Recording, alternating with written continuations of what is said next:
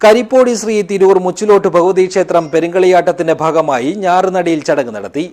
അമ്പങ്ങാട് പ്രാദേശികത്തിന്റെ നേതൃത്വത്തിൽ അമ്പങ്ങാട്ട് വയലിലാണ് ഞാറ് നട്ടത്.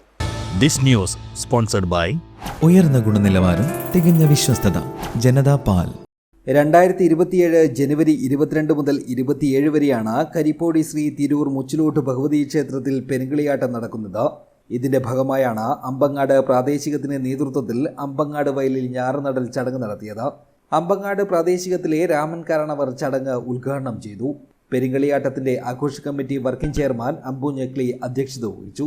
ജനുവരി 22 മുതൽ 27 വരെ കരിപ്പോടി ശ്രീ തിരൂർ മുച്ചിലോട്ട് ഭഗവതി ക്ഷേത്രത്തിൽ നടക്കാനിരിക്കുന്ന പെരുങ്കളിയാട്ട മഹോത്സവത്തിലേക്ക് അമ്പങ്ങാട് പ്രാദേശികത്തിന്റെ ഈ 1.5 ഏക്കറോളം ജൈവ നെൽകൃഷി മുച്ചിലോട്ടമ്മയുടെ കളിയാട്ട കാര്യത്തിൽ വിളമ്പാൻ വേണ്ടിയാണ് ഈ നെൽകൃഷി ഇവിടെ നിന്ന് ഈ ജനസമൂഹം നടത്തിവരുന്നത്.